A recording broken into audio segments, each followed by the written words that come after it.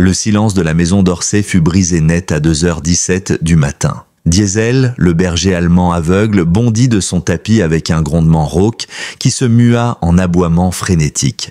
Dans la chambre, Camille d'Orsay se redressa d'un coup, le cœur battant à tout rompre. L'instinct maternel l'alerta avant même qu'elle ait pleinement conscience de ce qu'il se passait. Diesel fonçait déjà vers la chambre de leur nourrisson. « Diesel, stop !» souffla Ben, encore à moitié endormi, en courant derrière le chien. « Tu vas réveiller Eva ?»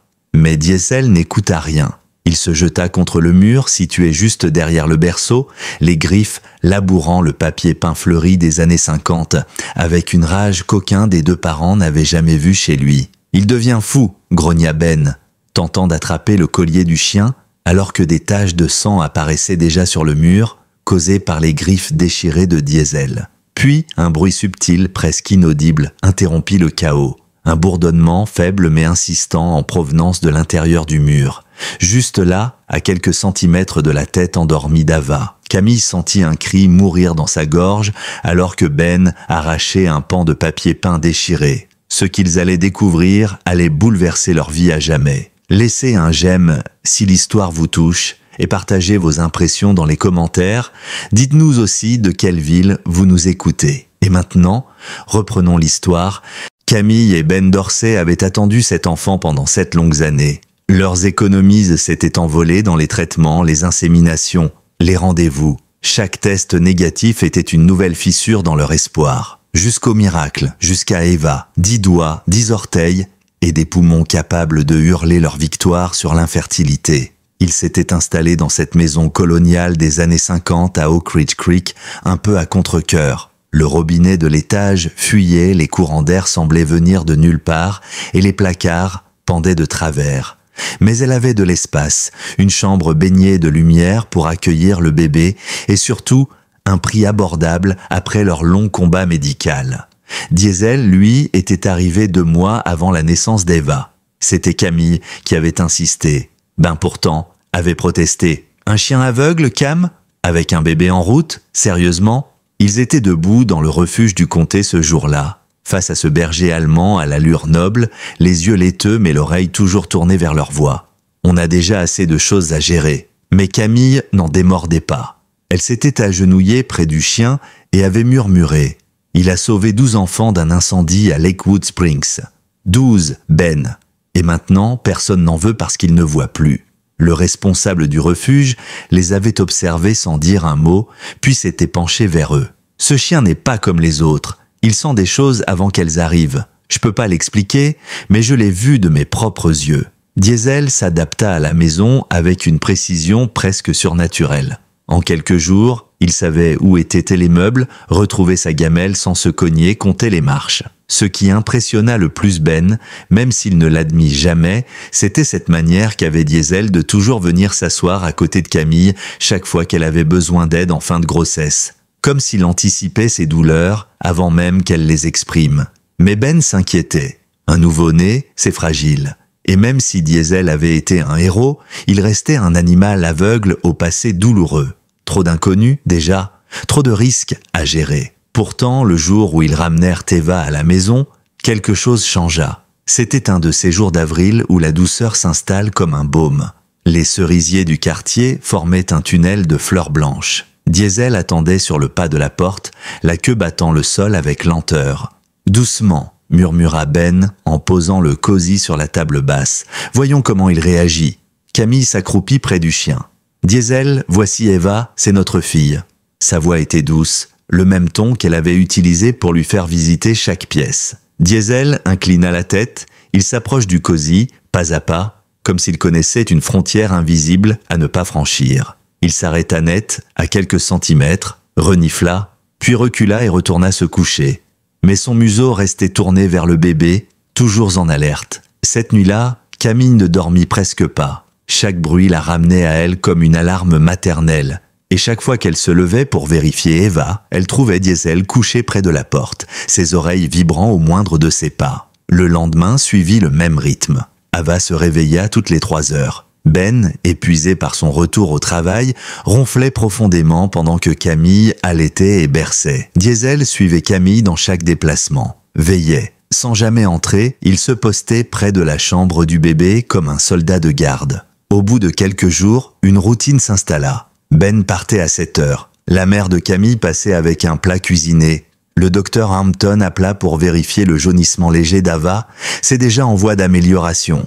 Diesel accueillait les visiteurs avec calme. Mais lorsqu'il renifla le sac médical du médecin, il insista pour le sentir longuement avant de la laisser s'approcher. « C'est un vrai gardien », commenta le docteur Hampton en souriant. « On ne voit pas souvent une telle loyauté. » Le soir même, ils décidèrent que le moment était venu. Ava dormirait dans sa chambre. Ils avaient tout préparé avec soin. Camille avait cousu les rideaux à petits éléphants gris elle-même pendant sa mise au repos. Le berceau, ancien mais restauré par Ben, était aussi lisse qu'un plan de travail d'ingénieur. « Tu es sûr qu'elle est prête ?» demanda Ben nerveux. « Le pédiatre a dit que c'était OK. Et le babyphone est à côté du lit », répondit Camille. Diesel les suivit jusqu'à la chambre. Il tourna en rond une fois, renifla les angles, puis se coucha près de la porte. « Bon chien », murmura Camille en lui caressant la tête. Puis ils sortirent sur la pointe des pieds. La nuit débuta sans heurts. Eva se réveilla à 23 heures pour téter, puis à 2 heures. Camille, épuisée, se recoucha doucement après l'avoir reposée dans le berceau. C'est à ce moment-là, à 2h17 précisément, que tout changea. Diesel se leva d'un bond, son corps se raidit. Ses oreilles pointèrent vers la chambre du bébé. Un grondement monta de sa gorge. « Qu'est-ce qu'il y a, mon grand ?» murmura Camille, encore ensommeillée. Diesel ne répondit pas. Il se dirigea droit vers la chambre, le museau frémissant. Puis il gronda plus fort. « Ben !» appela Camille en secouant son mari. Diesel a un comportement étrange. Il veut sûrement sortir, grogna Ben. Descends avec lui. Mais lorsque Camille tenta de le faire reculer, Diesel résista. Il retourna vers la porte d'Eva, grattant maintenant la peinture blanche avec insistance. Ça suffit maintenant, dit Ben en se levant d'un bond. Il va réveiller la petite. Mais Eva dormait encore, selon le babyphone. Quelque chose le dérange, j'ai jamais vu ça, murmura Camille. Diesel aboya. Puis il saisit doucement la robe de nuit de Camille dans sa gueule et tira, comme pour lui dire « Viens !»« Diesel, non !» cria Ben en avançant. Mais Diesel la relâcha et se rua contre la porte, la faisant voler en éclats. « Mais il est fou !» hurla Ben en se précipitant derrière lui. Diesel était déjà devant le mur, derrière le berceau, debout sur ses pattes arrière. Il déchiquetait le papier peint avec une frénésie hallucinante. Camille sentit ses bras se hérisser. « Sors-le de là !» ordonna Ben en s'approchant du berceau. Eva s'était enfin réveillée et pleurait. Camille tenta d'attraper le collier de Diesel. Rien n'y fit.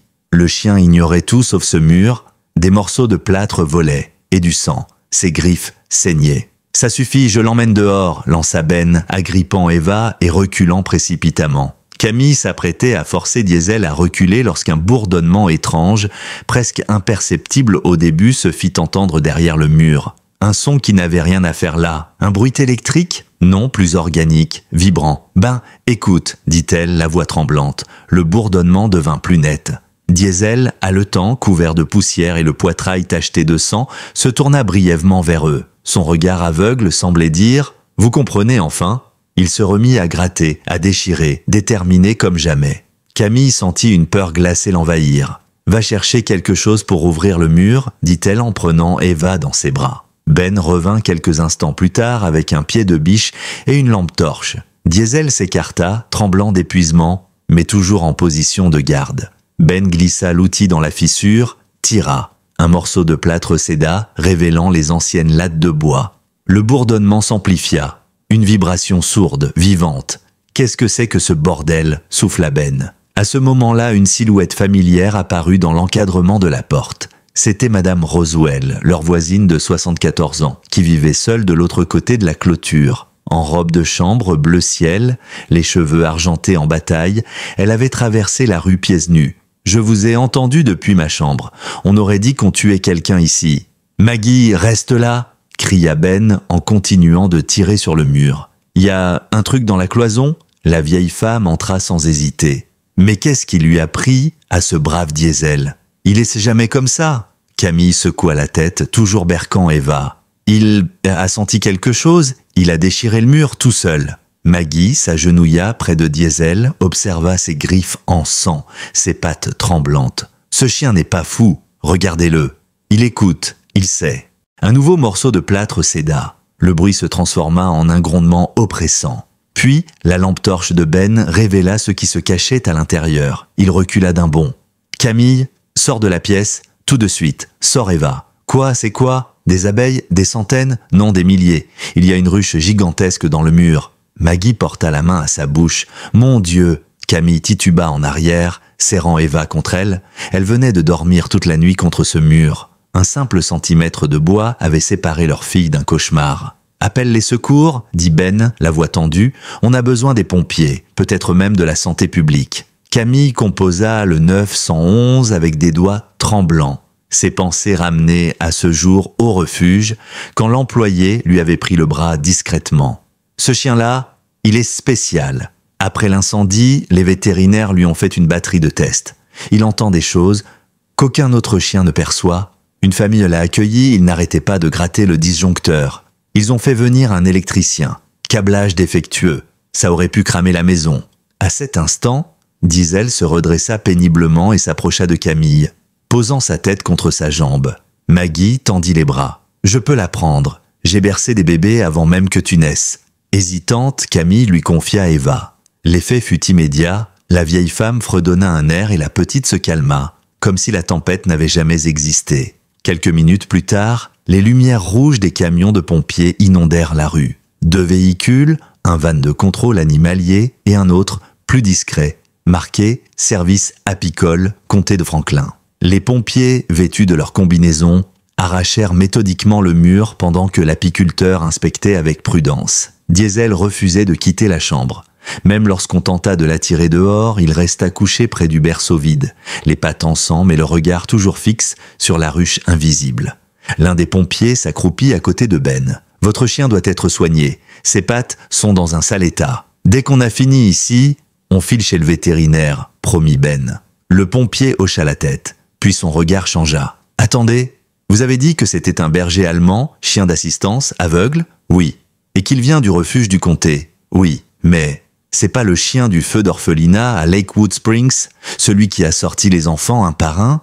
Camille acquiesça. « C'est lui. » Le pompier se releva, les yeux brillants. « Tous les gars du service connaissent cette histoire. C'est une légende. À la clinique vétérinaire d'urgence, une jeune femme aux traits fatigués mais aux gestes doux nettoya les pattes en sang de Diesel avec une infinie délicatesse. Il était 4h37 du matin. Camille, épuisée mais incapable de dormir, regardait à travers la vitre de la salle d'examen. Ben était resté à la maison avec Maggie et Ava. « Il a perdu 3 griffes complètement », expliqua la vétérinaire en posant les bandages. « Il s'est acharné sur ce mur comme un forcené, mais il s'en remettra. Il est solide, votre loulou. » Elle montra les petites bottines qu'elle avait glissées sur les pansements. « Il va devoir les porter quelques semaines et prendre des antidouleurs, mais il va s'en sortir. » Elle se pencha pour lui gratter doucement derrière les oreilles. Diesel remua légèrement la queue malgré la douleur. Sur le chemin du retour, dans leur vieille Subaru, Camille ne cessait de regarder derrière elle. Diesel étendu sur la banquette arrière, ses pattes de bandé maladroitement dressées. Elle ne voyait plus en lui un simple chien adopté par compassion. C'était un ange, un gardien, un survivant avec une mission. Et il avait rempli cette mission. Aveugle, mais plus clairvoyant que tous les humains de la maison. L'aube pointait à peine quand ils tournèrent dans leur allée. Le van de l'apiculteur était reparti. Mais Ben les attendait sur le perron, Eva contre sa poitrine, parlant avec un homme en uniforme de shérif. Maggie, toujours en robe de chambre, tenait une tasse de café fumant. « Voici le shérif Rollins », dit Ben. « Il a des informations sur les abeilles. » Le shérif, grand, le regard fatigué mais attentif, hocha la tête. « Ravi de voir que votre chien est en vie, madame. Les apiculteurs nous ont appelés dès qu'ils ont identifié l'espèce. » Il désigna la maison. On a eu plusieurs cas dans le comté, des morts même. 2 enfants l'été dernier, un petit garçon de 10 ans à Glenbourg, une fillette de 3 ans près de Newfield. Ces abeilles qui ne plaisantent pas. Camille sentit le sol vaciller sous elle. « Des décès ? » « Oui, madame. Dans les 2 cas, les ruches étaient dissimulées dans des structures. Une cabane de jeu, un vieux cabanon. Elles sont agressives, très agressives, et elles poursuivent leur cible sur près d'un demi-kilomètre. » Ben serra Eva un peu plus fort. « Mais comment elles sont entrées dans le mur ? L'inspection n'a rien signalé. » Le shérif haussa les épaules. Il suffit d'un petit trou.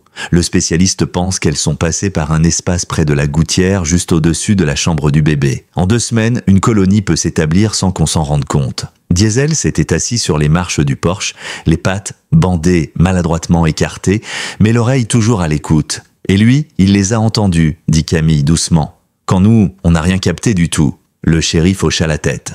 Un chien bien dressé peut entendre des fréquences bien au-delà de nos capacités. Et lui, vu son passé, c'est plus qu'un chien de travail. Une fois le shérif parti, la maison reprit son calme, ou du moins une version éphémère de celui-ci. L'odeur de café de Maggie flottait encore dans l'air, mêlée à celle de plâtre humide et de cire d'abeille. Le salon était un capharnaüm. Couvertures entassées, biberons oubliés, restes de toast à moitié mangés. Eva dormait enfin dans le berceau que Ben avait déplacé dans le salon, bien loin du mur infesté de la nurserie. Il leva les yeux vers Camille. Les spécialistes veulent qu'on laisse cette pièce fermée pendant 1 semaine. Ils ont scellé les ouvertures, mais veulent surveiller d'éventuelles abeilles survivantes.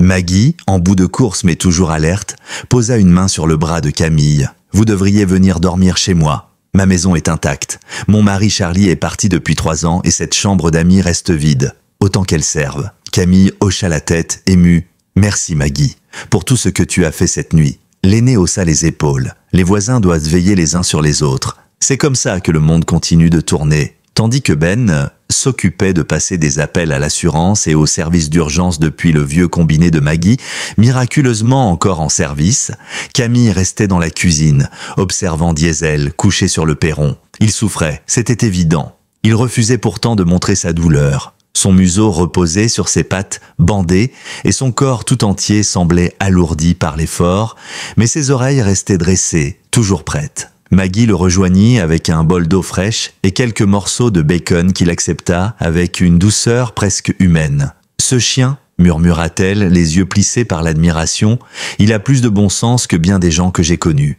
Mon Charlie aurait dit qu'il est clairvoyant, pas avec les yeux, avec l'âme. » La journée s'étira dans une fatigue moite. Des voisins vinrent sonner, s'enquérir des dégâts. La radio locale mentionna brièvement l'intervention des pompiers à Evergreen Lane. 3 comtés avaient été placés en alerte en raison de colonies agressives d'abeilles hybrides. Et pendant que Maggie préparait un ragoût de légumes, une berline bleue s'arrêta devant la maison. Une femme d'une 40aine d'années, brune, les traits tirés, descendit lentement, comme hésitante.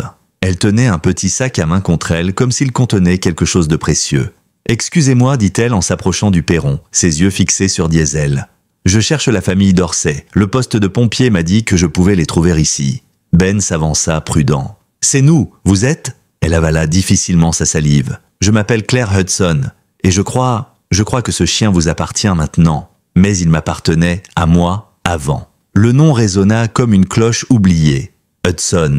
Le pompier dont parlait le journal, celui que Diesel, ou plutôt Ranger à l'époque, avait accompagné lors de l'incendie de l'orphelinat. Camille se leva, le visage figé par la surprise.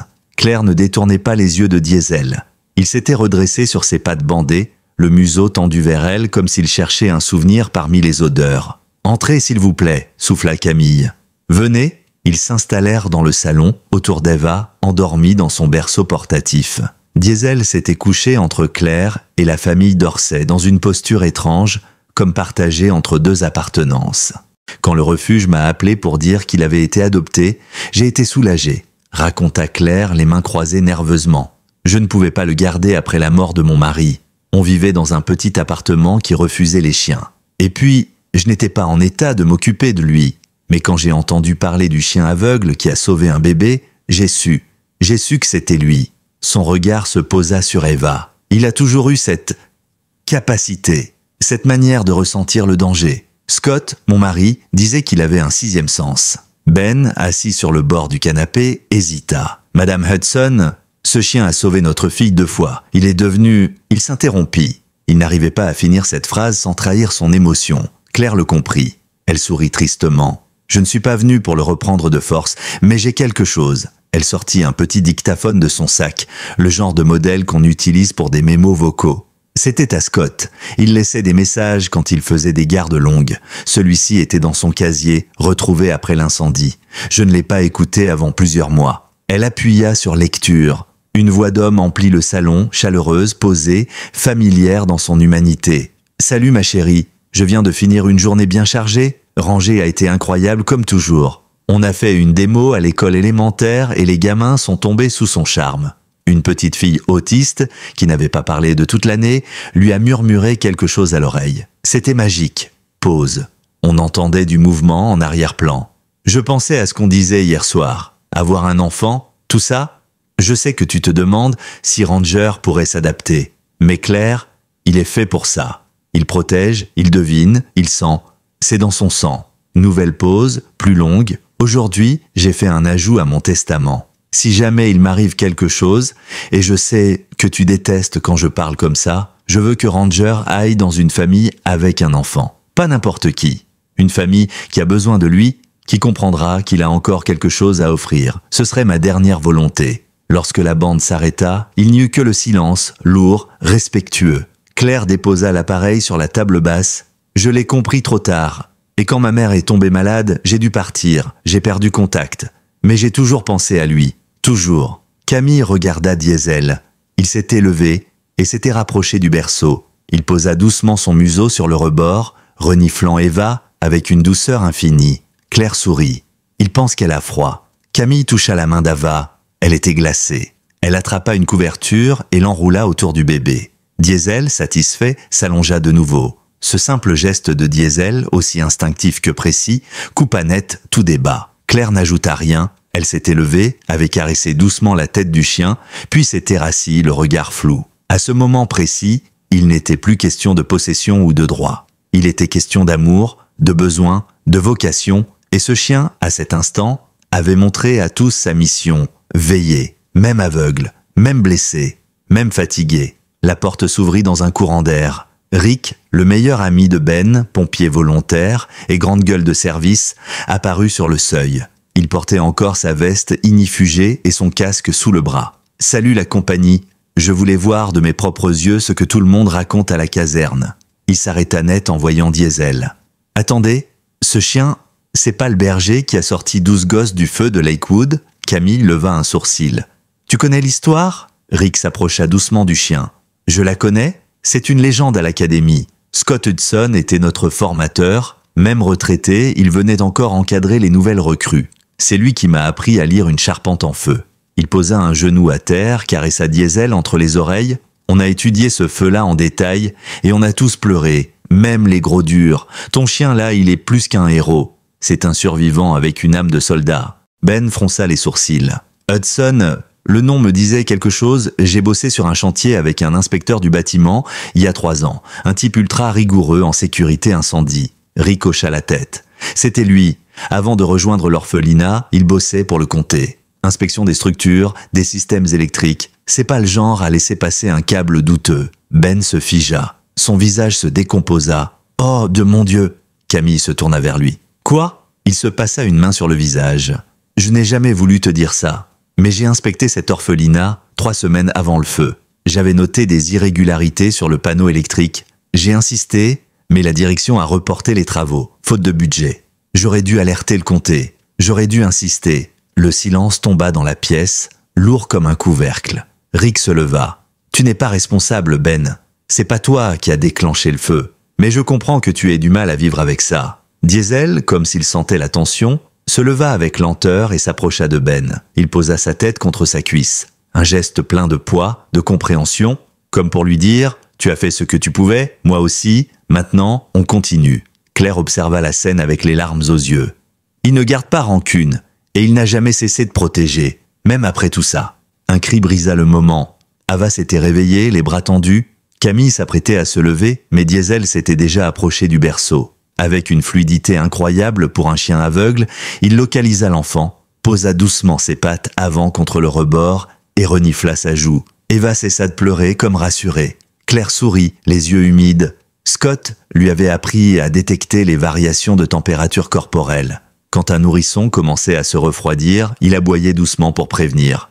Camille hocha la tête. Il le fait encore. Il l'a senti tout à l'heure quand elle avait froid. Un grondement lointain fit vibrer les vitres. Rick s'approcha de la fenêtre. Une tempête arrive. Le ciel est noir comme du charbon. Effectivement, les applications météo confirmaient l'alerte. Vent violent, pluie torrentielle, coupure de courant probable. Camille fronça les sourcils. Remplissons la baignoire, sortons les lampes, juste au cas où. Diesel se remit à marcher, ses pas boitillants résonnant dans le parquet, inspectant chaque fenêtre, chaque issue, chaque coin de la maison. Quand l'orage frappa enfin, ce fut brutal. Le vent fouettait les vitres, la pluie tombait comme des lames. Eva pleurait sensible au moindre bruit. Ben installa une lanterne dans le salon, tandis que Camille berçait l'enfant. Puis les lumières vacillèrent, une fois, deux fois, et tout sombra dans le noir. « Parfait !» grogna Ben. « Je branche le générateur. » Il descendit au sous-sol. Camille attrapa une deuxième lampe. Diesel s'était levé brusquement. Il fixait le plafond, les oreilles dressées, le poil hérissé. Il se mit à gronder. Un bruit sourd se fit entendre comme un bourdonnement. Au-dessus d'eux, Camille pâlit. « Non, pas encore !» Diesel se mit en marche, clopinant jusqu'à l'escalier, puis au couloir menant à la chambre parentale. Il s'arrêta net devant le mur mitoyen avec la nurserie. Ben remonta à ce moment-là. « Tout est en route, le frigo est alimenté et j'ai branché la veilleuse du salon. » Camille l'arrêta d'un geste. « Ben, écoute !» Le bourdonnement, presque identique à celui de la veille. De nouveau, derrière un mur, Ben s'approcha, tendit l'oreille. « Pas possible. Hector a inspecté tout ça avec une caméra thermique. » Diesel aboya, une fois, forte, déterminée. Puis il gratouilla le bas du mur. Camille le regarda. Il sent quelque chose. Ben chercha une irrégularité sur le mur. « Il y a une chaleur étrange ici, et une bosse dans le plâtre. » Soudain, une abeille émergea lentement d'une fissure minuscule, là où le mur et la plinthe s'y se rejoignaient. Puis une autre, et encore une. « On doit sortir d'ici » souffla Ben. Diesel se plaça entre eux et le mur, comme s'il voulait faire rempart. « Diesel, viens !» Camille, la voix tremblante, s'avança, mais il ne bougea pas. Une abeille atterrit sur son museau, le piqua. Il gémit, mais ne recula pas. « On descend au sous-sol » dit Ben. « Tout de suite !» Ils coururent vers l'escalier, Diesel les rejoignant en secouant la tête, la truffe gonflée. Les insectes commençaient à se rassembler au plafond. Le refuge du sous-sol leur offrit un court répit. Ben installa des couvertures, Camille allaita Ava dans un coin. Diesel prit position près des marches. En garde. Camille inspecta la piqûre. Pas trop de gonflement, mais il faut surveiller. Et ses pattes recommencent à saigner. Ben, les mains crispées sur sa lampe torche, réfléchissait. On doit attendre que la tempête passe pour faire revenir l'apiculteur. Les routes sont sûrement bloquées. Et on ne peut pas sortir avec Ava ? Puis Camille se figea. Les gouttes d'anti jaunissent. Elles sont dans le sac à langer. Restez en haut. Ben se redressa. Je vais y aller ? Reste ici avec Ava et Diesel. Camille voulut protester. Il l'embrassa sur le front. Je ferai vite. Ben attrapa la lampe torche, ouvrit la porte du sous-sol et monta les marches avec précaution, chaque pas accompagné de craquements de bois et du hurlement du vent à l'extérieur. Camille, restée en bas, blottie contre un mur de béton, tenait Ava contre sa poitrine. Elle essayait de ne pas imaginer le pire, mais chaque grondement du tonnerre faisait écho à ses angoisses. En haut, Ben atteignit le salon. Il localisa rapidement le sac à langer posé près du canapé, mais son regard fut attiré par autre chose. Des abeilles, pas juste quelques-unes, une dizaine, puis une vingtaine, tournaient déjà autour de l'escalier près du plafond, bourdonnant d'un son grave, presque agressif. Il attrapa les sacs, recula prudemment, puis entendit autre chose, un craquement, fort brutal, suivi d'un bruit sourd, assourdissant venu de l'arrière de la maison. Un arbre venait de tomber. Camille hurla dans le sous-sol pensant à Ben. Mais avant qu'elle ait le temps de remonter, Diesel bondit vers les escaliers, malgré ses bandages, malgré sa truffe gonflée par la piqûre. « Diesel, non !» cria Camille. Il n'écouta pas. Une urgence inconnue le poussait. Ben, de son côté, venait à peine d'échapper aux abeilles du couloir quand il vit le salon partiellement effondré. Le vieux chêne du jardin avait transpercé le toit comme une lance géante, réduisant la salle à manger en un champ de ruines. La pluie s'y engouffrait par torrents. Le tonnerre, cette fois, ne faisait plus peur. Il était devenu un simple décor dans un tableau apocalyptique. Mais ce n'est pas cela qui le fit reculer. Non, c'était Diesel. Le chien apparut à l'autre bout du couloir, haletant, les pattes ensanglantées, et fonça droit sur lui. « Retourne en bas !» hurla Ben. Mais Diesel l'ignora. Il aboya, une fois, puis encore. Avant de courir vers le garage, il s'arrêta devant une porte métallique que personne n'utilisait jamais. Une vieille porte de cave, rouillée. Ben le suivit, plus par réflexe que par confiance. « Qu'est-ce que tu fais là, vieux ?» murmura-t-il. Diesel grattait la porte de ses pattes bandées, chaque coup de griffe laissant une trace rouge sur le métal. Il gémissait maintenant, pas de douleur, de frustration. Il savait quelque chose. Ben recula, regarda autour de lui, puis abaissa la poignée. Un déclic. La porte s'ouvrit sur un escalier en béton qui s'enfonçait dans l'ombre. Un courant d'air frais, sec et étonnamment pur s'échappa de l'ouverture. « Un abri ?» souffla Ben. Il descendit quelques marches. Diesel le suivit malgré ses pattes meurtries. Une fois en bas, Ben alluma sa torche. Ce n'était pas une simple cave, c'était un véritable abri anti-tempête. Murs renforcés, ventilation, étagères pleines de conserves, eau potable, pharmacie, lampes solaires. Il y avait même une couchette et une petite table pliante. « Mais pourquoi personne ne nous a parlé de ça ?» murmura Ben. Il regarda Diesel. Le chien s'était déjà couché près du mur, comme s'il avait toujours su que cet endroit existait. Ben remonta en trombe, traversa la cuisine en ruine, descendit au sous-sol où Camille, en larmes, essayait de garder Ava au chaud sous des couvertures. « Cam, viens, Diesel a trouvé quelque chose, suis-moi. » Elle n'eut pas besoin de poser de questions. L'intonation de Ben disait tout. Ils remontèrent en hâte, évitant les éclats de verre et les flaques d'eau. Lorsqu'elle vit la porte métallique, Camille se figea. « Je croyais que c'était une vieille remise. C'est plus que ça, tu verras. » Ils descendirent tous les trois. Diesel les attendait, fidèle sentinelle, les oreilles étendues. Quand Camille vit l'intérieur de l'abri, elle en resta bouche bée. « Mais c'est un vrai bunker. » Elle avança lentement, Eva toujours contre elle. « Et l'air est pur ici, pas de bourdonnement. Rien. » Ben pointa la bouche d'aération. « Regarde, c'est un système de filtration. Ça filtre les particules chimiques, les agents biologiques, même le venin en suspension dans l'air. » Camille pâlit. « Tu veux dire que si les abeilles s'étaient échappées en masse, l'air aurait pu devenir toxique ?» Il hocha la tête. « Et Diesel nous a amenés ici. Il savait... » Dans un coin de l'abri, Camille trouva une trousse de secours. Elle nettoya les pattes de Diesel, remit des bandages frais, puis elle s'assit à même le sol, Ava paisiblement endormie contre sa poitrine. Diesel appuyé contre sa jambe. Ben s'installa à côté, alluma la radio d'urgence alimentée par pile. Une voix métallique grésilla. La tempête a causé des dégâts importants à travers le comté de Madison. Plusieurs routes sont impraticables, des inondations sont signalées, les services d'urgence sont débordés. Nous recommandons à tous les habitants de rester confinés jusqu'à nouvel ordre. Camille écoutait à peine. Son regard était fixé sur Diesel. Il n'aurait jamais pu savoir pour cet abri. Même nous, on ignorait qu'il existait. Mais il a su. Il a écouté quelque chose, senti quelque chose, et il nous a sauvés. Encore. Ben passa un bras autour d'elle. « C'est pas qu'un chien, c'est une conscience. » Diesel soupira profondément. Il posa sa tête contre les jambes de Camille.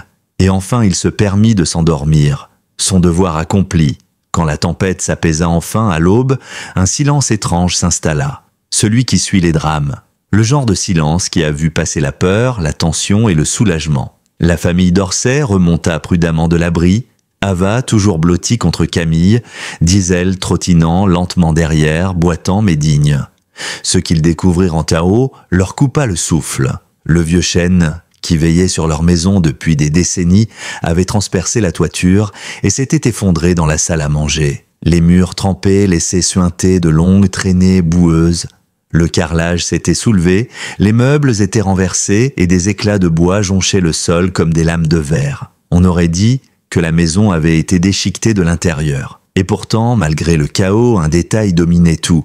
Le berceau de la nurserie qu'ils avaient déplacé la veille était désormais sous des décombres. Camille sentit ses jambes faiblir. Si Diesel ne les avait pas réveillées, si elle n'avait pas pris Eva, si tout s'était passé quelques heures plus tard, elle serra sa fille contre elle, incapable de détacher ses yeux de ce morceau de bois écrasé, là où leur enfant dormait encore 2 nuits plus tôt. Diesel, quant à lui, fit le tour lentement, reniflant chaque zone, ses oreilles frémissantes, son museau guidé par un 6e sens que plus personne ne remettait en question. Ben inspecta les dégâts à grande vitesse. « On va devoir tout refaire, le toit, les murs porteurs, peut-être même l'électricité. » Il se tourna vers Camille. « Mais l'assurance couvre ce genre de sinistre. On va s'en sortir. » Elle hocha la tête sans répondre. Son regard était resté fixé sur Diesel, dont les pattes laissaient à chaque pas des traces rosées sur le sol inondé. Un bruit de voiture coupa le silence.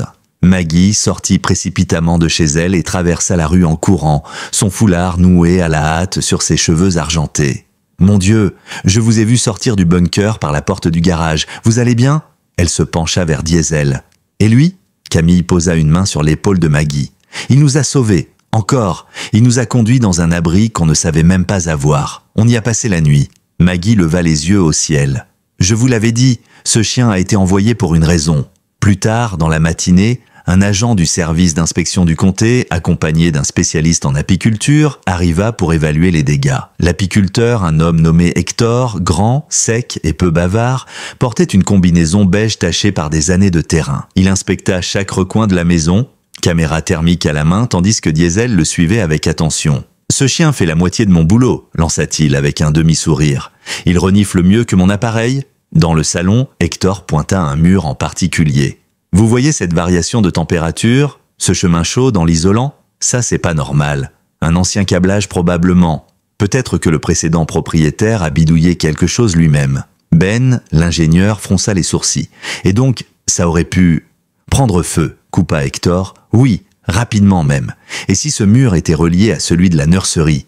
Il secoua la tête. Ça aurait pu être catastrophique. Camille se tourna lentement vers Diesel, qui restait figé devant ce mur, le museau en alerte, le corps tendu. C'était le troisième danger qu'il avait détecté en moins d'une semaine. Les abeilles derrière le berceau, le second essaim dans la chambre parentale, et maintenant, un danger invisible, électrique, silencieux. « Il a entendu ça aussi », murmura-t-elle. Ben s'approche. « On devrait faire inspecter toute la maison, chaque mur, chaque cloison. » Hector acquiesça. « Je peux revenir demain avec l'équipement complet. Il y a peut-être d'autres choses planquées dans ces murs. » Il jeta un œil vers Diesel. « Mais honnêtement, je vous le dis franchement, ce chien-là, vous le gardez bien au chaud. C'est pas un animal, c'est un détecteur vivant. » Après le départ de l'inspecteur, la fatigue retomba sur la famille d'Orsay comme une chape de plomb. Ben s'occupa de contacter l'assurance, Camille berça Eva jusqu'à ce qu'elle s'endorme, et Diesel, exténué, s'allongea près de la porte, posant sa tête sur ses pattes. Pourtant, même dans son sommeil, il restait en alerte. Ses oreilles pivotaient au moindre bruit. Son souffle restait léger, prêt à se lever si quelque chose venait troubler cette paix fragile. En fin d'après-midi, un visiteur inattendu fit son apparition. Dr Vernon Wilkes, vétérinaire à la retraite, grand ami de feu Scott Hudson, frappa doucement à la porte de Maggie. Il avait traité Diesel après l'incendie de l'orphelinat, à l'époque où il s'appelait encore Ranger. « Je voulais le voir, je voulais m'assurer qu'il allait bien », dit-il, les yeux brillants. Il s'agenouilla avec lenteur, ses genoux craquant comme des branches sèches, et caressa doucement le dos de Diesel. « Tu te souviens de moi, vieux? Je suis celui qui t'a recousu les pattes quand tu es sorti de l'enfer. » Diesel leva la tête, renifla longuement le vieil homme, puis posa sa patte bandée sur le genou du vétérinaire. Vernon sourit. Toujours aussi intelligent. Il inspecta les pattes là avec délicatesse, changea les bandages avec expertise, puis se tourna vers Camille.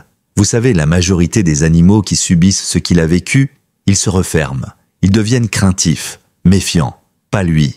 Lui, il a gardé son instinct, sa mission. Il ne peut plus voir, mais ce qu'il perçoit dépasse tout ce que nos yeux à nous peuvent comprendre. Camille s'assit à côté de lui. Je crois qu'il a été mis sur notre route pour une raison. Vernon hocha la tête. Il n'a jamais cessé d'avoir un but. Certains êtres vivent pour eux-mêmes, d'autres vivent pour protéger. Et lui, il regarda Diesel. Lui, il est fait pour servir, jusqu'à son dernier souffle. Le lendemain, la maison des Dorsey était en pleine effervescence. Les allers-retours d'ouvriers, d'électriciens et d'apiculteurs transformaient le quartier d'Evergreen Lane en petit chantier. Les voisins, touchés par l'histoire, relayée par la radio locale, déposaient des plats cuisinés, des couvertures, des jouets pour Eva. Une femme du bout de la rue, qu'ils ne connaissaient que de vue, leur apporta un sac rempli de croquettes, haut de gamme et de pansements pour chiens. Elle avait les larmes aux yeux. « Je ne vous connais pas, mais j'ai perdu ma fille dans un accident d'électricité. Et ce chien, il a fait ce que je n'ai pas pu faire. » Camille la remercia en silence, incapable de répondre tant son cœur était serré. Diesel, allongé à l'ombre d'un parasol de jardin, bandage propre et bol d'eau glacée à ses pieds, observait le va-et-vient sans broncher. Depuis qu'il était revenu de l'abri, il ne quittait plus Ava d'une semelle. Dès qu'elle pleurait, il se redressait. Quand elle riait, il dressait les oreilles. Il connaissait déjà par cœur les variations de sa respiration, les tremblements infimes de ses petits doigts et même les intonations de Camille quand elle chantonnait pour l'endormir. L'après-midi, une équipe de télévision locale débarqua, caméra à l'épaule et micro tendu. Le journaliste, un certain Dylan Mercer, jeune et plein d'énergie, portait un t-shirt héros à 4 pattes et un badge NBC Newfield. On voudrait faire un segment sur Diesel. Son histoire a ému toute la région. Vous accepteriez qu'on filme un peu ?» Ben hésita, mais Camille, d'un geste doux, accepta. S'il peut inspirer d'autres familles à adopter un chien, même abîmé, alors oui, on accepte. L'interview eut lieu dans le jardin sur fond de ciel apaisé et de bruit de reconstruction. Diesel était assis entre Ben et Camille, droit comme un soldat, la truffe levée, les oreilles frémissantes. Dylan posa une main sur son genou. « Vous saviez qu'en quelques jours, votre chien est devenu un symbole de courage à travers tout le comté ? Les enfants dessinent son portrait à l'école. Des vétérinaires m'ont écrit pour dire qu'ils n'avaient jamais vu un chien aveugle aussi lucide. On l'appelle déjà le gardien d'Evergreen. » Camille sourit. « Pour nous, c'est juste Diesel. Il ne demande rien, il agit. Il ressent ce qu'on ne perçoit pas. Il protège notre fille mieux que quiconque. » Ben ajouta « On pensait l'avoir adopté pour lui offrir un foyer. Mais en vérité, c'est lui qui nous a donné un foyer. Il est le ciment de cette maison. » Diesel tourna la tête comme s'il comprenait chaque mot, ce qui déclencha un rire attendri chez Dylan. « On dirait qu'il valide. » Le reportage passa le soir même, juste après les nouvelles du jour. En quelques heures, la boîte mail de Ben explosa. Des messages d'inconnus, de vétérinaires, d'éducateurs canins, de familles ayant connu des drames si similaires. Un ancien pompier à la retraite écrivit « Votre chien me rappelle le meilleur partenaire que j'ai jamais eu. Il me manque tous les jours. Diesel m'a redonné foi en l'humanité. » Un autre message, plus discret, venait d'un homme de Washington. « Je fais partie d'un programme gouvernemental classé. J'aimerais vous parler de Diesel. Je crois savoir d'où il vient exactement. » Ben montra le message à Camille. Elle fronça les sourcils. « Tu crois que c'est sérieux ? Aucune idée. Mais avec tout ce qu'on a découvert, ça ne m'étonnerait pas qu'il ait fait plus que ce que le refuge nous a dit. » Ils décidèrent d'attendre. Pour le moment, ce qui comptait, c'était Ava et Diesel. Et cette maison, leur maison qui reprenait vie. Une semaine plus tard, une cérémonie fut organisée dans le petit parc municipal de Greenwater Falls. Une statue temporaire en bois, sculptée à la hâte mais avec amour, représentait Diesel assis, les oreilles dressées. La ville avait invité les habitants à un hommage spontané à un héros silencieux. Plus de 200 personnes se déplacèrent. Maggie, radieuse, fit un discours bouleversant sur les âmes qui voient de sans yeux et les soldats qui n'ont jamais porté d'uniforme, mais qui veillent mieux que n'importe quel humain. Claire Hudson, l'ancienne maîtresse de Diesel, lut un extrait du testament de son mari. « Si un jour je ne suis plus là, que Diesel soit confié à ceux qui ont le plus besoin de lui. Il est né pour sauver, c'est dans son sang. » Lorsque Camille fut invitée à dire quelques mots, elle monta lentement sur l'estrade, Ava dans un bras, l'autre main posée sur le dos de Diesel. « Je n'ai pas les mots qu'il mérite, commença-t-elle, la voix tremblante, mais je peux vous dire ceci, quand tout semblait s'écrouler autour de nous, il est resté. Il a entendu le danger là où nous n'entendions que le silence. Il a veillé, encore et encore, même blessé, même aveugle. Ce chien n'a pas seulement sauvé notre fille, il nous a appris à écouter, à faire confiance à l'invisible, à croire que parfois, les héros ont 4 pattes et un cœur plus grand que n'importe quel être humain. » La foule resta silencieuse quelques secondes, puis un tonnerre d'applaudissements éclata. Diesel, assis fièrement, aboya une seule fois. Un aboiement clair, profond, presque solennel, comme pour dire « mission accomplie ». 3 jours après la cérémonie, alors que la maison retrouvait un semblant d'ordre, un SUV noir aux vitres teintées s'arrêta lentement devant le trottoir. Le moteur resta allumé quelques secondes, puis un homme en costume sombre descendit, une mallette à la main. Il ne portait ni insigne, ni uniforme, mais son attitude, sa posture et sa discrétion trahissaient immédiatement une fonction officielle. Ben observait la scène depuis la fenêtre, les bras croisés. « On dirait un agent fédéral. » Camille haussa un sourcil. « Tu plaisantes, hein, là ? » « Pas du tout. Et il vient ici. » Un coup frappait à la porte. Diesel s'était déjà redressé, en alerte. Il ne grognait pas, mais il était figé, attentif, comme s'il reconnaissait quelque chose. Ben ouvrit doucement. L'homme s'exprima avec calme, sa voix mesurée. « Bonjour, monsieur Dorsey. Mon nom est Edward Langley. Je travaille pour une division du ministère de la Sécurité intérieure. Je vous assure que je ne suis pas là pour perturber votre quotidien, mais pour vous parler de votre chien. » Il sortit une carte discrète qu'il tendit à Ben. L'arrière indiquait « Programme Sentinelle, division K9, spéciale, classifiée ». Camille s'approcha, tenant Ava dans ses bras, les sourcils froncés. L'Anglais fit un petit sourire, respectueux. « Vous avez en votre possession un animal exceptionnel et je pense que vous méritez de savoir ce que cela signifie. » Ben fit un signe, les invita à entrer. Diesel, toujours à distance, reniflait l'air. L'Anglais posa sa mallette sur la table, s'assit et commença. Diesel, ou plutôt l'animal que vous avez renommé ainsi, était autrefois connu sous le nom de code Hawk 7. Il faisait partie d'un programme expérimental lancé il y a 8 ans. Objectif: créer des unités canines capables de détecter non seulement des explosifs ou des produits chimiques, mais aussi des anomalies électriques, des émanations biologiques et des fréquences sonores inaudibles pour les humains. Il ouvrit un dossier. À l'intérieur, une série de photos en noir et blanc, des documents marqués confidentiels et plusieurs rapports d'opération. Ce chien a été entraîné dans une base spéciale du Colorado, aux côtés d'autres animaux sélectionnés pour leurs aptitudes sensorielles hors normes. Il a servi sur des sites sensibles, a participé à des missions de prévention d'attaques terroristes et a sauvé, selon nos archives, au moins 14 vies humaines. Camille resta figée. Et pourquoi il a fini dans un refuge du comté? L'Anglais baissa les yeux. Lors de l'incendie de l'orphelinat de Lakewood Springs, il accompagnait l'agent Scott Hudson, son dernier maître. L'ordre initial était de sécuriser un bâtiment fédéral à proximité, mais Hudson a désobéi. Il a reçu un appel radio signalant la présence de plusieurs enfants bloqués dans l'orphelinat. Il a bifurqué. Le feu était déjà déclaré. Il y est entré quand les pompiers n'osaient plus. Il en a sorti 11 enfants, mais il n'est jamais ressorti. L'Anglais se pencha. Ranger, c'est-à-dire Diesel, est resté à ses côtés jusqu'au bout. C'est lui qui a ramené un enfant dans ses crocs en traversant les flammes. Les services de secours l'ont retrouvé inconscient, brûlé, aveuglé, traumatisé, mais vivant. Un silence glacé tomba. Camille posa une main sur le dos de Diesel, qui s'était couché près d'elle, le souffle lent. « Et vous l'avez laissé être adopté comme un chien lambda ?» L'Anglais hocha la tête. L'unité a été dissoute, les survivants canins placés en adoption discrète. Certains ont été récupérés par d'anciens membres du programme. Mais lui, il a été oublié. Il avait perdu la vue. Personne ne voulait d'un chien défectueux. Mais nous avons commis une erreur. Nous avons sous-estimé ce qui lui restait. Ben prit la parole. « Et vous venez pourquoi? Le récupérer ?» L'Anglais secoua la tête. « Non, vous êtes sa famille maintenant. Et clairement, il a trouvé un sens ici. Nous venons pour une autre raison. » Il sortit une clé USB de sa mallette. « Nous avons rouvert le programme Sentinelle et nous voulons créer une série de documentaires pour sensibiliser le public à la valeur de ces animaux, même blessés, même hors service.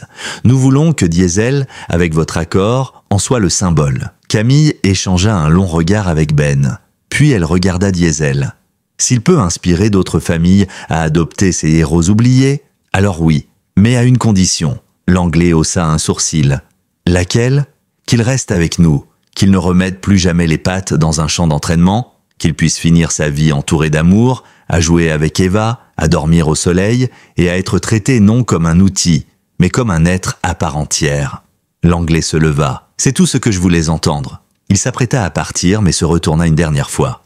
Je voulais aussi vous dire quelque chose que Scott Hudson a écrit dans son dernier rapport, 3 jours avant sa mort. Il sortit une feuille pliée, en lut un passage.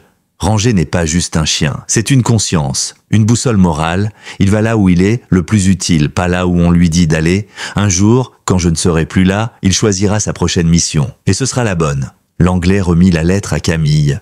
Puis il sortit de la maison sans bruit. Diesel ne bougea pas. Mais lorsqu'il entendit la porte se refermer, il posa doucement sa tête contre les jambes de Camille. Un soupir profond, comme si quelque chose, enfin, s'était refermé. La vidéo du reportage local, montée avec soin par Dylan Mercer, dépassa toutes les attentes. En moins de 24 heures, elle avait franchi le 1 million de vues. Des extraits tournaient sur les réseaux sociaux. Diesel allongé sous le berceau, Diesel guidant la famille dans l'abri. Diesel recevant une caresse silencieuse d'Ava. On y voyait peu Camille ou Ben. Tout tournait autour du chien. Le regard vide, mais la posture droite. Un héros sans uniforme, mais avec une âme perceptible à travers l'écran. Les messages affluaient. Des célébrités partageaient la vidéo. Des journalistes nationaux voulaient interviewer la famille.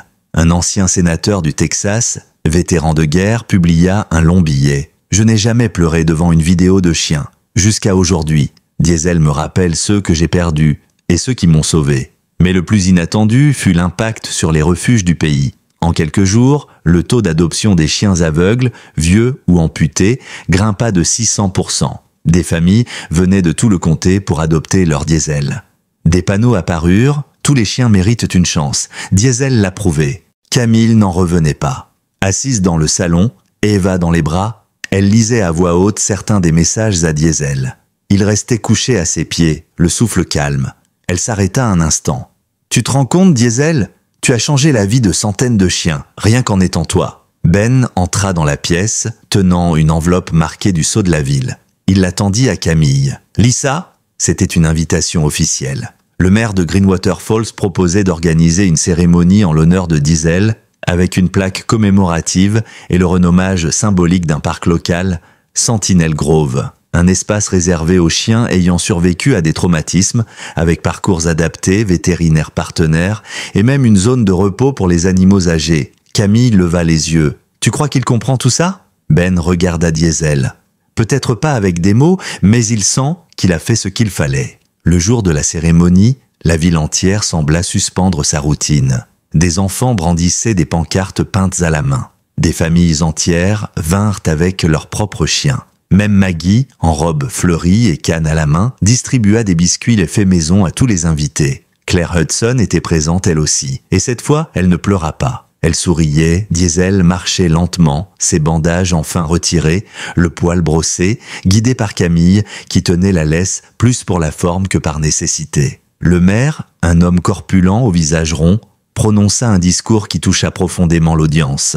Aujourd'hui, nous ne célébrons pas seulement un animal, nous célébrons ce que nous pouvons tous devenir si nous écoutons notre instinct, si nous veillons les uns sur les autres, et si nous avons le courage d'agir, même dans le noir. Diesel est aveugle, mais il a vu plus clair que nous tous. La foule se leva, applaudit longuement. Diesel leva la tête, puis aboya. Une fois, un seul son, mais il déclencha des sourires en cascade. Après la cérémonie, un photographe du New York Tribune approcha Ben. « J'aimerais faire un portrait de lui, juste lui, aucun humain, quelque chose de sobre, de silencieux. » Ils installèrent Diesel sur un banc du parc, avec derrière lui une plaque où l'on pouvait lire « À ceux qui protègent sans être vus, qui entendent ce que nous ne percevons pas, qui sentent le danger avant qu'il frappe. Ce parc leur appartient, à jamais. » La photo, publiée 3 jours plus tard, fit la une du magazine.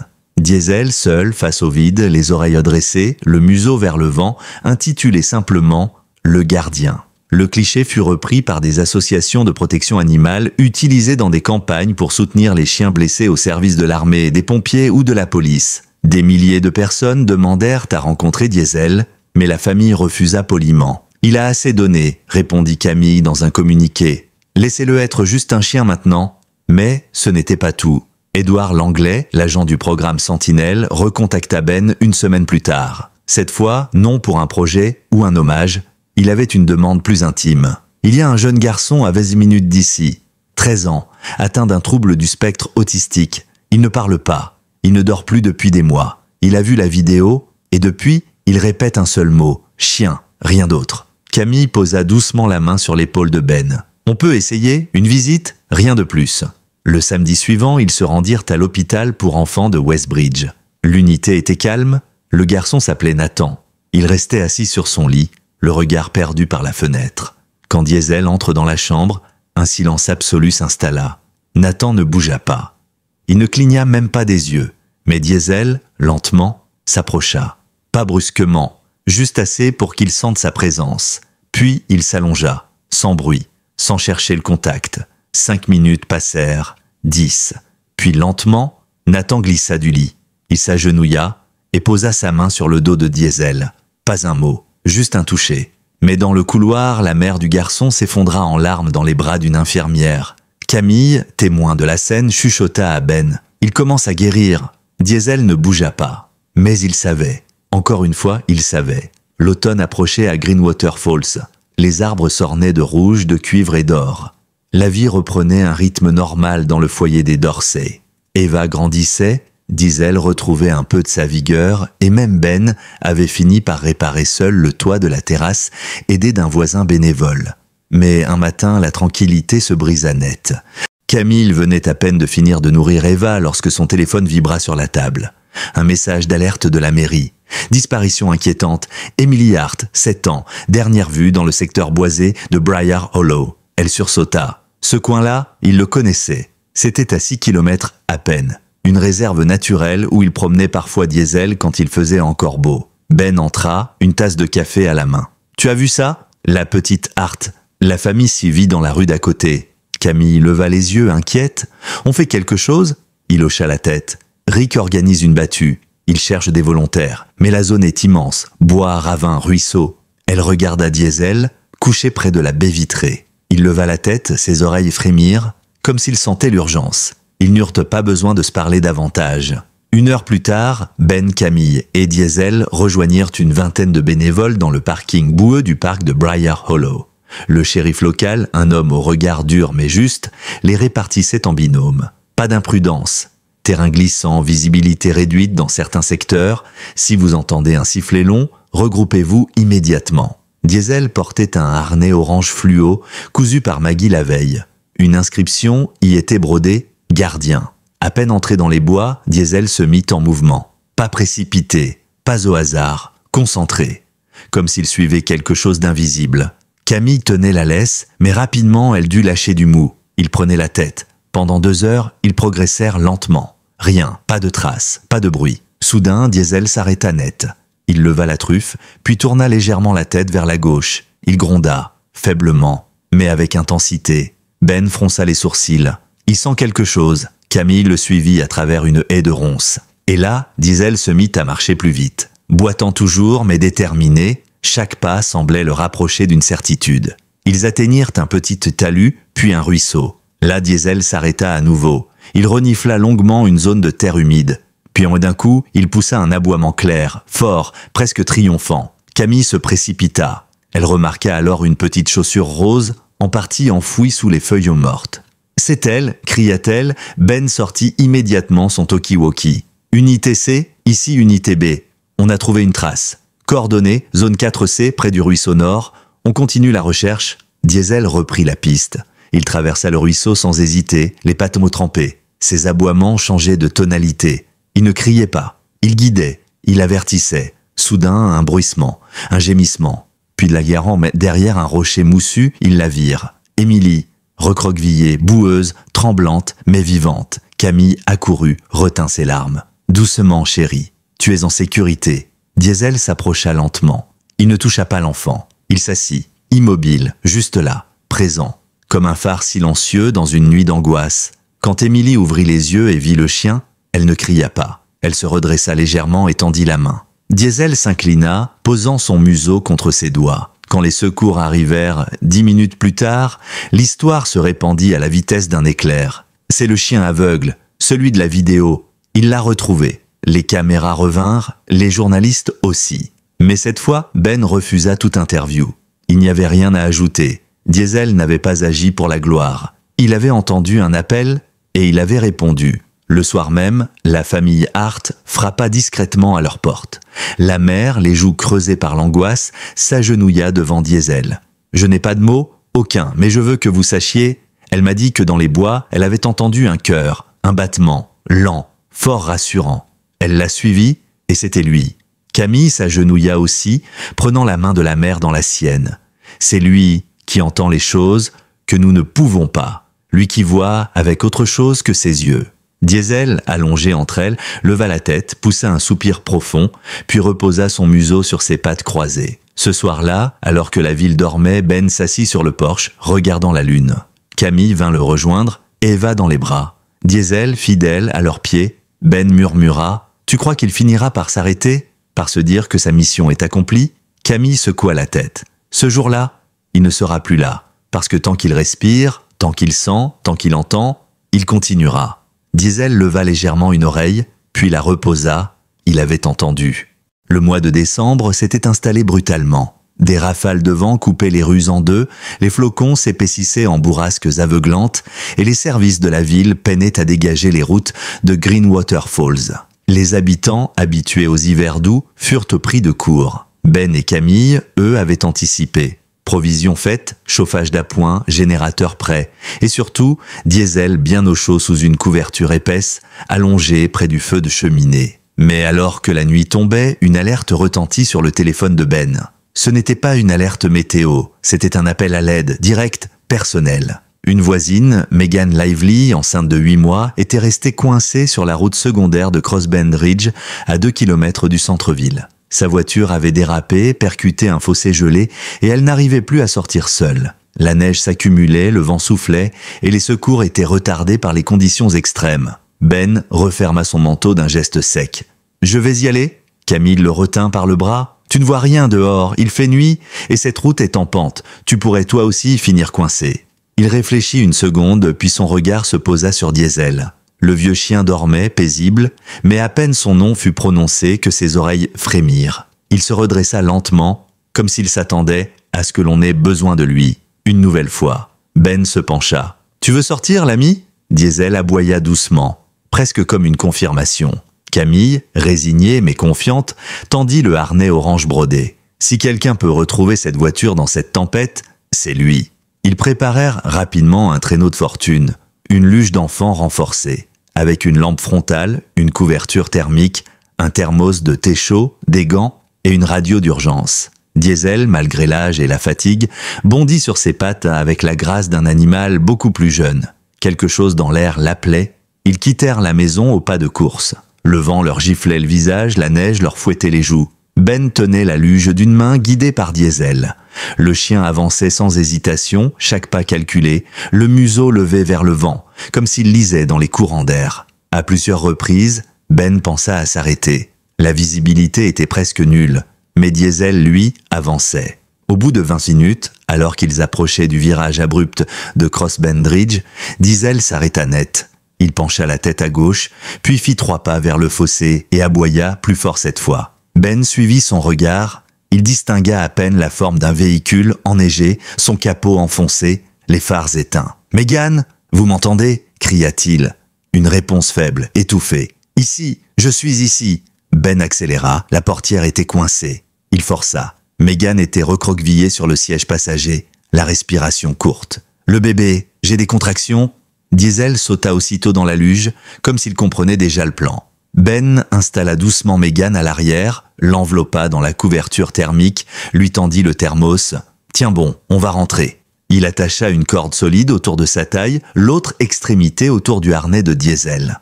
Et alors, dans cette nuit glaciale, quelque chose d'incroyable se produisit. Le vieux chien aveugle, les pattes dans la neige jusqu'au ventre, commença à tirer. Centimètre par centimètre, il avançait. Ses muscles tremblaient, ses griffes raclaient la glace, mais il ne s'arrêtait pas. Il tirait, il ramenait une vie vers la chaleur, vers la lumière. Ben marchait derrière, poussant autant qu'il pouvait. Megan gémissait par moments, mais la panique ne l'envahissait pas. Pas tant que le chien était là, devant elle, ce chien qui ne voyait rien, mais ressentait tout. Après plus de 40 minutes d'effort, ils atteignirent enfin la route principale, dégagée par un chasse-neige tout juste arrivé. Les secours prirent le relais, et Megan fut conduite immédiatement à l'hôpital. Avant de monter dans l'ambulance, elle prit la main de Camille, arrivée en courant. « Je veux que vous sachiez, c'est sa respiration que j'ai suivie. Même dans la panique, je l'entendais, c'était comme un rythme, un battement, comme celui du cœur de mon bébé. » Camille, les larmes aux yeux, embrassa la jeune femme. « Vous avez suivi le bon guide. Cette nuit-là, à l'hôpital de Westbridge, une petite fille vit le jour, en parfaite santé. Elle s'appelait Hope Diesel Lively. Les semaines passèrent et la neige fondit lentement sous les premiers souffles du printemps. La vie reprit son cours à Greenwater Falls. Les enfants recommencèrent à jouer dans les parcs, les adultes reprirent le travail, les caméras s'éloignèrent, mais chez les Dorsey, quelque chose avait changé. Tout semblait un peu plus lent, plus calme, comme si la maison elle-même s'adaptait au rythme d'un vieux cœur fatigué. Diesel ne courait plus, il marchait doucement, prudemment, comme s'il économisait ses forces pour les moments qui comptaient. Il mangeait moins, dormait plus, et chaque soir, il posait sa tête contre les pieds d'Eva, désormais assez grande pour marcher, mais toujours collée à lui. Elle lui parlait comme à un grand frère silencieux. « Tu veux encore un biscuit, Diesel ? Tu veux écouter ma chanson ? Maman a dit que tu étais un héros, mais pour moi t'es mon meilleur ami. » Un matin, Camille se réveilla avant tout le monde. Elle descendit les escaliers, poussa doucement la porte du salon et sut immédiatement. Diesel était allongé, paisiblement, dans son panier préféré. Il ne respirait plus. Son corps était détendu, sa tête posée entre ses pattes et un petit jouet d'Eva coincé contre lui. Un silence presque sacré régnait dans la pièce.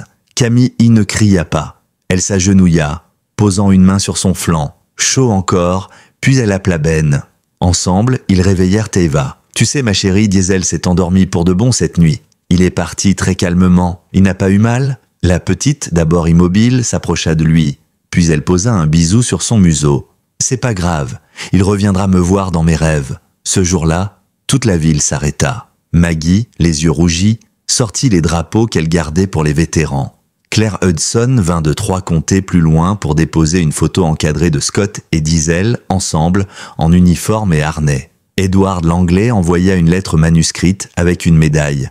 Héros en service au-delà du devoir. Ils enterrèrent Diesel dans le jardin sous le chêne qu'ils avaient replanté ensemble après la tempête. Une petite pierre, sobre, y fut posée. Elle portait simplement son nom et une phrase gravée « Il a vu l'invisible, il a protégé l'essentiel ». Et il n'a jamais demandé autre chose que d'aimer. Dans les jours qui suivirent, les hommages affluèrent. Une école fut nommée Diesel Elementary. Une fondation fut créée, Sentinel of Silence, pour former et réhabiliter les chiens aveugles ou blessés. Des milliers d'adoptions furent signalées. Des enfants, parfois, envoyaient des lettres à Camille. « Je veux un Diesel » ou encore « Mon chien ne voit pas, mais je sais qu'il sent quand je vais mal, comme le vôtre ». Et puis un soir, quelques mois plus tard, Eva, blottie contre sa mère, releva la tête et murmura « Maman, je crois que je l'ai entendu cette nuit. Il m'a parlé dans mon rêve. Il m'a dit que je devais écouter plus que voir. Et que maintenant, c'est à moi de veiller sur vous. » Camille la serra dans ses bras.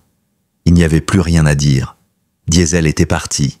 Mais il n'avait rien emporté. Tout ce qu'il avait donné, il l'avait laissé derrière lui, dans leurs gestes, dans leur façon de respirer, d'écouter, de protéger, sans bruit. Et parfois, lorsque le vent soufflait doucement dans les feuilles du vieux chêne, on aurait presque pu entendre un aboiement au loin, clair, apaisé, comme un dernier salut. Le gardien veillait encore.